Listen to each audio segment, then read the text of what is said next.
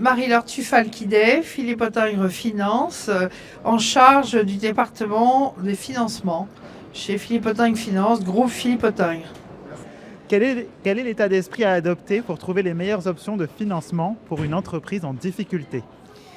Alors, quand une entreprise est en difficulté, la première chose qu'elle doit avoir, c'est garder la tête froide. L'entrepreneur doit exactement savoir qu'il aura le temps d'avoir peur après.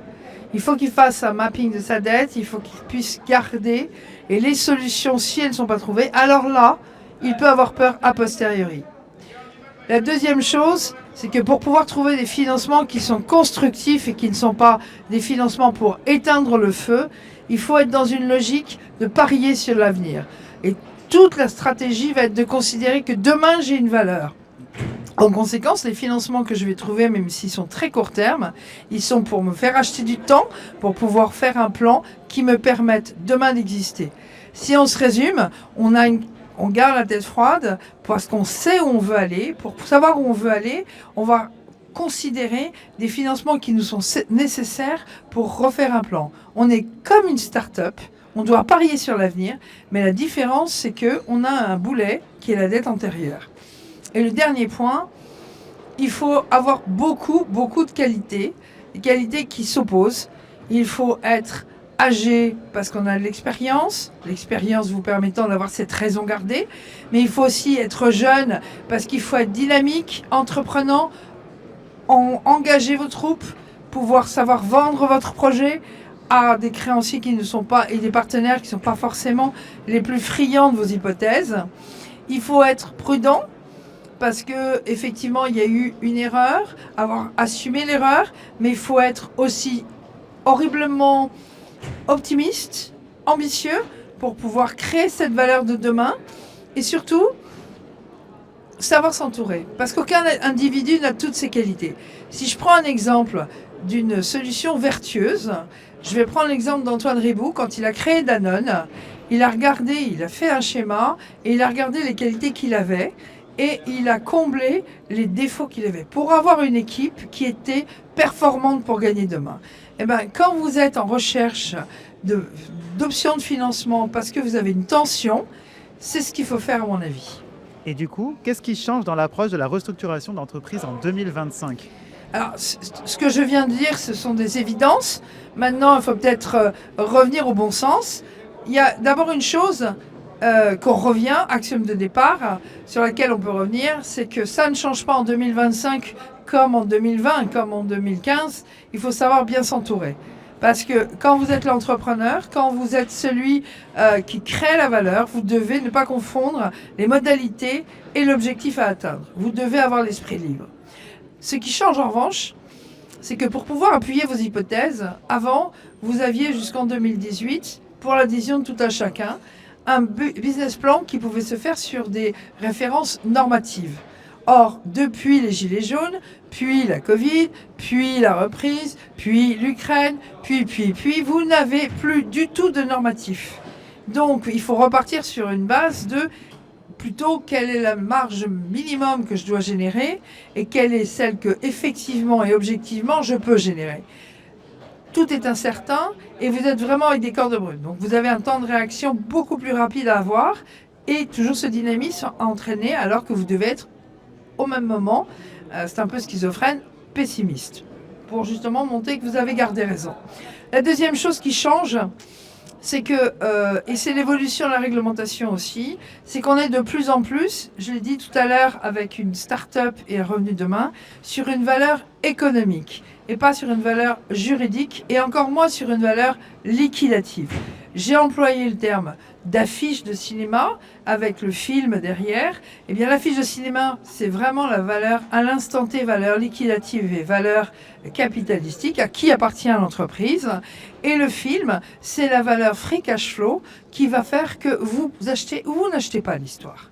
Donc ce qui est très important, c'est que du coup, on est sur une valeur très anglo-saxonne et on voit apparaître, dernier point très novateur, de façon plus axée et plus grande, ce qu'on a débattu tout à l'heure, c'est-à-dire les financements de DIP, Debtor in Possession, qui sont des financements court terme pour pouvoir soit vous permettre d'acheter du temps pour avoir raison gardée dans le le pari que vous faites sur votre nouvelle start-up de retournement, soit pour ceux qui sont autour, accompagner pour perdre moins, ou enfin pour le plus important et le plus utile en 2025, puisqu'on le voit sur certains dossiers comme Tupperware ou le Coq Sportif, des entrepreneurs qui vont accompagner la logique et la maturité du plan pour pouvoir rentrer ou pas et parier sur ce retournement.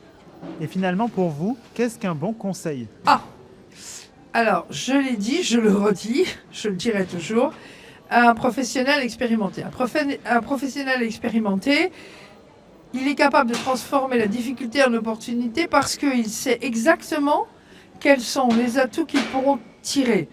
On pourrait dire en psychologie que c'est de la résilience. Non, c'est la logique de considérer ce qui est vraiment de la valeur et toujours cet objectif.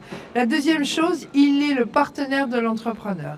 C'est l'entrepreneur qui, et chez PHF là-dessus, on est très, chez Philippe Autinck Finance, on est très exigeant sur la notion de c'est notre client premier. Nous n'avons pas à faire de publicité. Nous sommes dans un secret d'alcôve s'il le faut. C'est le client qui va décider si on est en chambre ou pas, parce que c'est lui qui crée la valeur. Et parce que notre objectif, c'est vraiment une technicité pour lui permettre de maintenir la valeur. Ensuite, un bon conseil, c'est une vision claire des limites de tous les partenaires de l'entreprise. Et donc, savoir dire non à l'entrepreneur et au conseil avocat ou autre, et c'est pas facile de savoir dire non à quelqu'un, lorsque on sait que ça ne passera pas et que l'on connaît les raisons pour lesquelles ça ne va pas passer.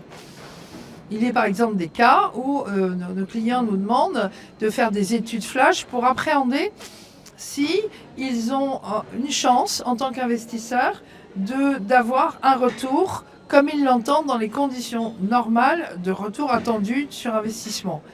Et savoir leur dire non, eh ben, ça veut dire que ça sera une rémunération flash et qu'il n'y aura pas de fils derrière, mais au moins on peut se regarder dans une glace et on sait qu'on a vraiment fait le devoir de conseil qui était le nôtre.